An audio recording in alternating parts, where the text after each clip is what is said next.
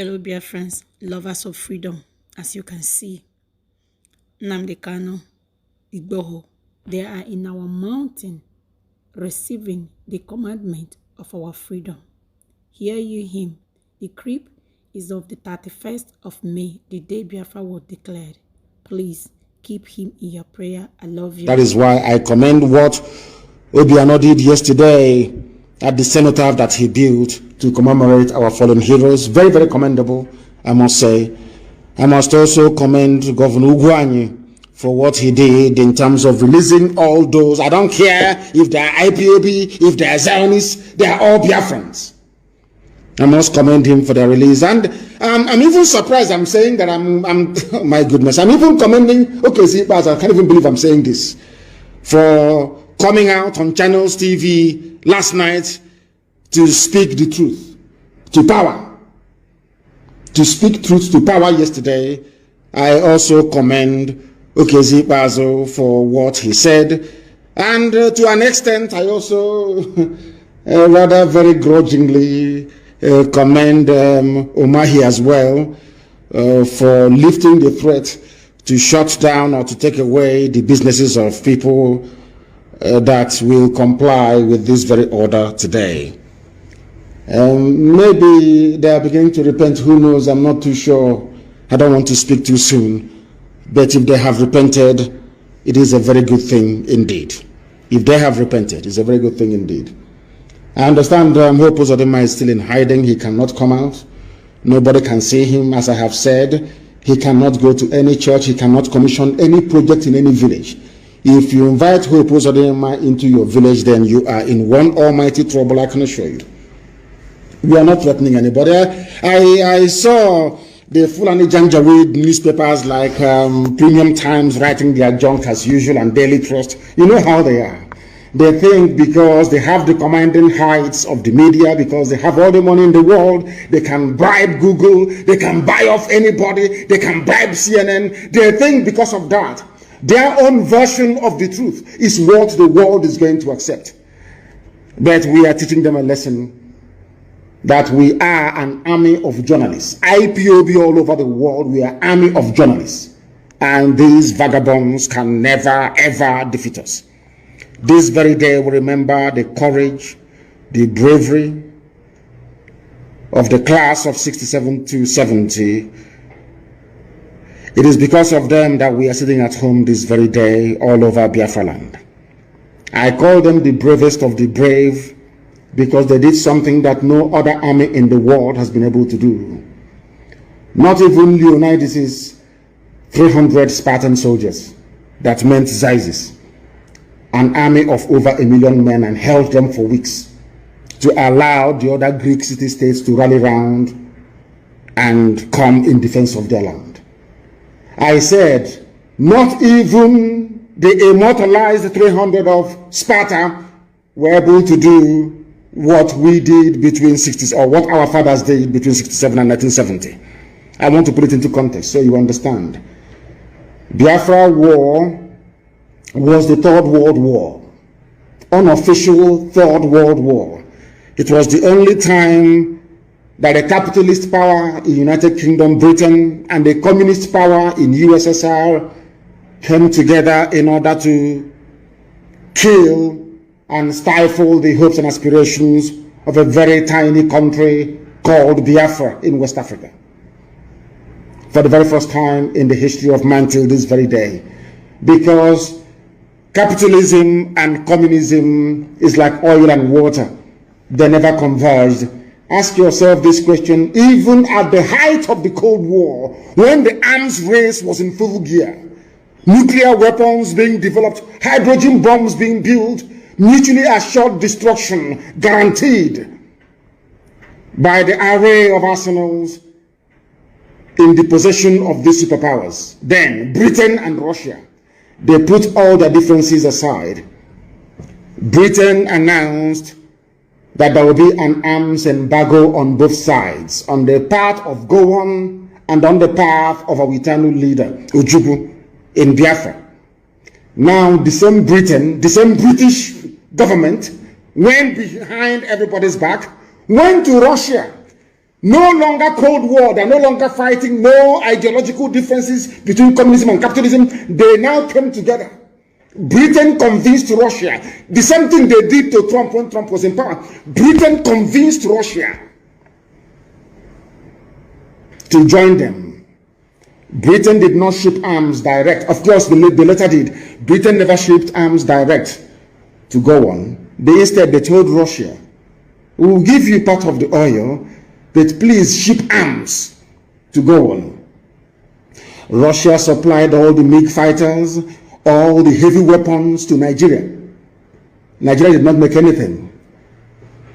At the same time, the same thing they're doing today, the same thing that U.S. ambassador is telling you that America is now patrolling the maritime, they will not patrol the Sahel, the desert, where Fulani terrorists are operating. No, they will not do it.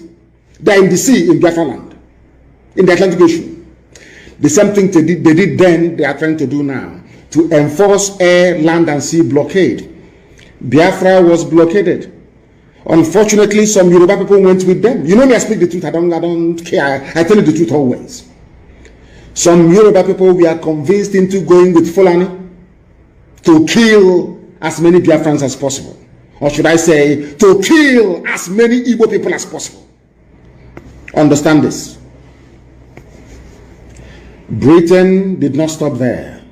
Britain went to OAU then, now AU, and convinced most of them that artificial colonial boundaries must exist. Are you following what I'm telling you this morning? Britain convinced African people that the boundaries that they themselves, white Europeans, created in Africa must be defended at all costs. On the floor of the chamber of OAU in Addis Ababa, they were debating it. That what Ojukwu was fighting for is a return to the traditional way that black African people lived before the white man came. That is right. Julius Nyerere said that Ojukwu was right. Huford Brenner said Ojukwu was right. Omabongo said Ojukwu was right. The rest said no, he's not right. We must keep the artificial colonial boundaries of our colonial masters. Now you following? Somebody's in Croatia. Our sister Ruth Okori is in Croatia. Only woman at Chineke, we're everywhere. That's where she's listening to us from. Black people in Africa were against Biafra for no discernible reason. There is no justification for being against Biafra. We wanted to go back to who we were before the white man came. That's all. They said no. They went to Egypt and they brought pilots from Egypt to pilot the MiG bombers and fighter planes that Nigeria was using. No Janjaweed could fly an aeroplane then. None. But in all of these things, we built our own aircraft. We built our own armored personnel carriers in Biafra land. We refined our own fuel. Something we did between 67 and 70, Nigeria cannot do today, even with their state-of-the-art refineries everywhere. We refined our own fuel. The more we became ingenious, the more technologically advanced Biafra was able to prove to the whole world, the more they despised and hated us. I have said this thing many times live on air. Allow me to repeat. There's a man called Chief Justice P.K. Nwoke, of blessed memory, a very good man. He was serving Ojukwu during the war. I think later on became a justice of the Supreme Court of Nigeria. Justice P.K. Nwoke. Nwoke was sent to Bulgaria to go and seek for help. A communist country then. On getting to Bulgaria, he was discussing with the Bulgarian government officials about how to support and help. Because the people that brought us the Bible, Britain that gave us Anglican Church, which incidentally, I was, should I say, baptized into, wrongly I would say. Britain gave us Bible, gave us story of Jesus, and Mary, and Trinity, and the Holy Trinity. In the name of the Father, the Son, and the Holy. Everything. Even dress us up like occultic leaders. Because when you see a pastor in a church, he looks like an occultic, he looks like a foreign dibia. But they were supporting Muslims from the north to come and kill us. P.K. Mokedi went to Bulgaria to go and ask for help. On getting to Sofia in Bulgaria, his aircraft landed. They took him to his hotel. In the next day, they scheduled a meeting with the government officials. They took him to a government building, not the official government building, but to a building, and asked him why he came. He told them how Biafran people are suffering, how we are dying, how we are being starved to death, and all the rest of it. And at the end of his narration, he finished narrating his story. They said to him, we sympathize with you. This is Bulgaria, I'm telling you. We sympathize with you. But the thing is that we don't want another Japan. The world is struggling with one Japan. We don't want another one to come up. Chief Justice P.K. Mokedi told me this himself in a place called Enfield in England when he came very many years ago before his passing. He told me face to face, not recycled information. Chief Justice he was, P.K. Mokedi. And he looked at them, he said, the Bulgarians told him no.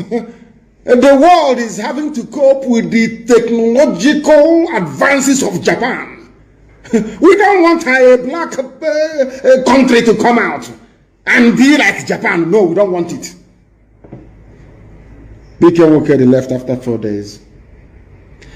It dawned on me that the conspiracy against Biafra is global. It doesn't matter how many petitions you write, how many letters you write, it doesn't matter how many of us they kill. The world would not respond, they will not listen. I also told people a very important story. I went to go and see the United Nations officers in Geneva. I walked into the meeting room. Edoziem was there. Our sister Nene was there.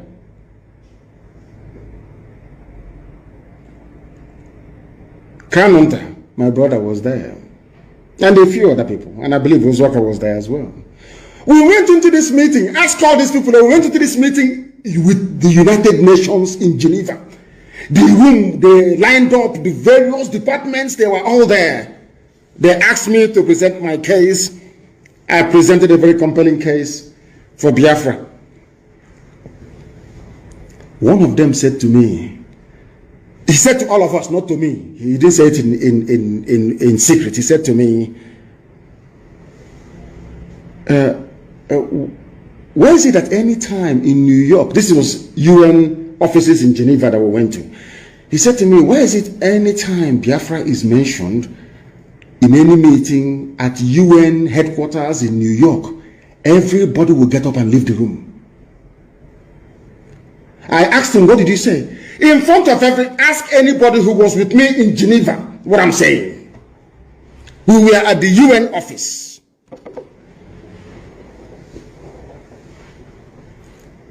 Thank you, my dear brother. He said lockdown is the senior brother of sit at home. That what we are experiencing right now in Biafra land is lockdown. Lockdown, not sit at home. Complete and utter. If you see cockroach, you stamp on it. No living organism should move from one place to another. At the UN, they said to us, in broad daylight, I think maybe around 3:30 in the evening, in broad daylight. Anytime we discuss Biafra, what they are doing to you people at the UN office in New York, everybody will get up and walk away. And then I went back to London. And I started praying. Before I traveled to the US then, I think this was in 2019. I was attending this meeting when my mother's body was in the morgue in Germany. My mother's body was in the mortuary. And I was attending all these meetings on behalf of Biafra. You can imagine somebody who just lost his mom going and making a very compelling case for Biafra, and them coming out and telling us that the whole world is against us.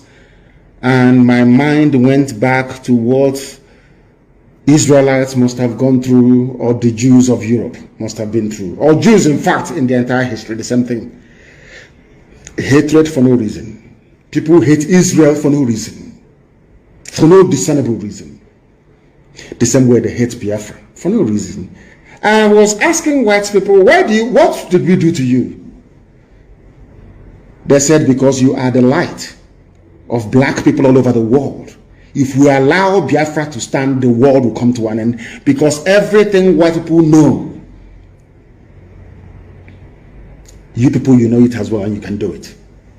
They don't want black people to manufacture an aircraft. They don't want to hear the story that a black nation somewhere, one obscure black nation somewhere in a rainforest is manufacturing a car. I didn't say assembling a car. I said manufacture. Before you can manufacture a car, you need to go and dig out or import steel. You need to shape it. You need to carve it in a foundry. You need to build the engine block yourself, not import it from China and assemble. No. They don't want any black nation to do it. They don't want any black nation to have a viable economy. And should Biafra be allowed to stand, that is what is going to happen to the entire black world. And they do not want it. They are whites, they are God. You are black, you are nothing. You are the Lucifer, you are Satan. So you are nothing. So that is the global conspiracy against Biafra. And why am I saying this? So that our people will be very, very careful. We are surrounded by enemies, both real and imagined. The battle for the liberation of Biafra is being fought in the spiritual realm as well as in the physical. People will hate us for no reason. Or should I say, because we are blessed. We are the children of God Almighty in heaven. That is why they hate us. Anybody who is loved, even in your family, if your father doesn't love you, or loves your sister or your brother more than yourself, you become very envious. It's natural. That is the reason why. Now, what I'm trying to say to ethnic nationalities in Nigeria, excluding the visitors who are the Fulani people that have today turned into our oppressors, is this. Biafra is here to liberate each and every one of you. We are not here to take over any territory or conquer anybody, not at all, heaven forbid. Because Israelites are us and we are Israelites. I want you to go back to the Bible. For some of you that actually study the scriptures, you will see that anytime the Israelites want to go to war, God will say to them, go to that place, conquer it, defeat them and come back. Don't take their land. Don't even take anything that belongs to them. Do you know that is how our land is structured? Nobody can say that we went to war to take a land that did not belong to us. Every other major tribe or ethnic group in Nigeria went to war of conquest to conquer other people. We never did. People that never went to war, never conquered anybody, are the ones who are being accused of being domineering. The Yoruba nation you see today are made up of very many subgroups. Ijebu man is different from an Oyo man. An Oyo man is different from an Elaje man. Different. But because of the existence or the expansion of the Oyo Empire, all of them came under one rulership and one language. The Igbo man never did the same thing. The Igbo people, we are numerical in number to such an extent that they could have conquered anybody they wanted to. But in our land, if you go from Ibeku, in Omoahia to Ahoho, in Omoahia, or you go to Olokorom, or you go to Ikuano, or you go to Obakala, let's assume that Ibeku people want to start a conquest, yes? You go to Obakala and you ask Obakala people, come and join us. Let's go and conquer Ahoho people. They will tell you that you're drunk. They will not join you. Because we are the people that practice the purest form of republicanism. The purest form of it. We are the only advanced civilization in the world not to have a king. Even Israelites begged God to give them a king. And he gave them Saul. And he said to them, you have abandoned the Lord your God in heaven to guide and to lead you. You want flesh to be your king? I will give you flesh to be your king. And you will suffer. And he gave them Saul, and they suffered. But in the land of Biafra, the land of the Asians, we said nobody can be king over us. Only God is king. That is why we name our children Chibueze. Only God is king. Now you understand it. People with this type of mindset cannot conquer anybody. Because I can't go to Mbisa and say to Mbisa people, come on, let's go to Ihaba. Let's go to somewhere around naked to go and conquer them. They will tell you they're not going. Go and sit in your house and be a king to your wife and your children, not to